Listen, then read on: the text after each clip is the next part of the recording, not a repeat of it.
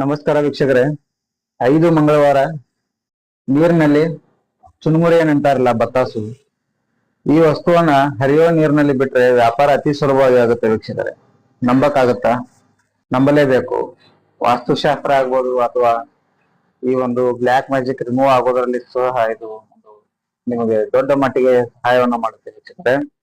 ಹರಿಯೋ ನೀರಿನಲ್ಲಿ 5 ಮಂಗಳವಾರ ಈ ಬತ್ತಾಸನ್ನ ಹರಿಯೋ ನೀರಿನಲ್ಲಿ ಬಿಟ್ಟು ನಂತರ ಅಂಗಡಿಗೆ ಬಂದು ಪೂಜೆಯನ್ನ ಮಾಡಿ ಗಲ್ಲಾಪೆಟ್ಟಿಗೆ ಮೇಲೆ ಕುಂತ್ರೆ ನಿಮ್ಮನ್ನ ನೋಡಿ ಜನಗಳು ಆಕರ್ಷಣೆಯಾಗಿ ಬರ್ತಾರೆ ವೀಕ್ಷಕರೇ. ವ್ಯಾಪಾರ ಅಭಿವೃದ್ಧಿ ಕೂಡ ಆಗುತ್ತೆ. ಇದಷ್ಟೇ ಅಲ್ಲ, ಇದರ ಜೊತೆಗೆ ಕುಬೇರನ ಪೂಜೆಯನ್ನ ಮಾಡ್ಬೇಕು ವೀಕ್ಷಕರೇ.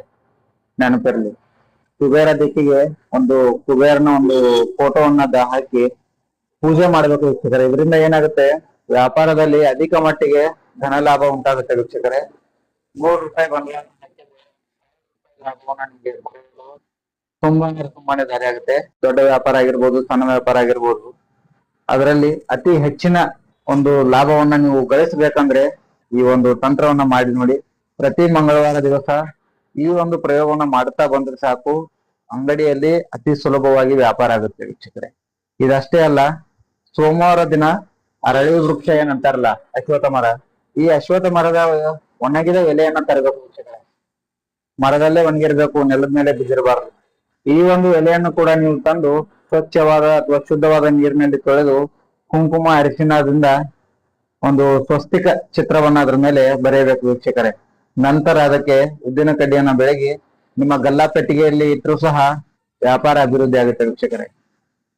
ಎಷ್ಟೇ ದೊಡ್ಡ ಲಾಸ್ ಆಗಿದ್ರು ಸಹ ಕವರ್ ಮಾಡಿ ಕೊಡುತ್ತೆ ವೀಕ್ಷಕರೇ. ಕೇವಲ 9 ದಿನದಲ್ಲಿ ವ್ಯಾಪಾರ ಅಭಿವೃದ್ಧಿ ತುಂಬಾನೇ ಚೆನ್ನಾಗಾಗುತ್ತೆ ವೀಕ್ಷಕರೇ.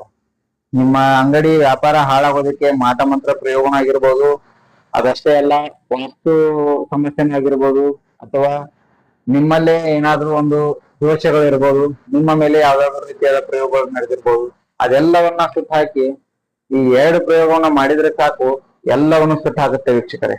ಇದಷ್ಟೇ ಅಲ್ಲ, ವ್ಯಾಪಾರವನ್ನು ಅಭಿವೃದ್ಧಿ ಮಾಡುತ್ತೆ, ಧನ ಲಾಭವನ್ನು ಹೆಚ್ಚು ಮಾಡುತ್ತೆ ವೀಕ್ಷಕರೇ. ವಿನಾಕಾರಣ ಹಣವನ್ನು ಖರ್ಚು ಮಾಡೋದನ್ನು ಸಹ ನಿಲ್ಲಿಸುತ್ತೆ ವೀಕ್ಷಕರೇ. ಯಾರೆಲ್ಲ ಈ ಪ್ರಯೋಗವನ್ನ ಮಾಡ್ಬೇಕು ಅನ್ಕೊಂಡಿದ್ರು ಇವತ್ತೇ ಮಾಡಿ ನೋಡಿ, ಅತಿ ಸುಲಭವಾಗಿ ಲಾಭವನ್ನ ಕಾಣ್ತೀರ ವೀಕ್ಷಕರೇ. ವಿಡಿಯೋ ಇಷ್ಟ ಆದ್ರೆ ಲೈಕ್ ಮಾಡಿ, ಕಮೆಂಟ್ ಮಾಡಿ, ಶೇರ್ ಮಾಡಿ. ನಿಮ್ದು ಯಾವ್ದು ವ್ಯಾಪಾರ ಇದೆ ಅನ್ನೋದನ್ನ ಕಮೆಂಟ್ ಮಾಡಿ.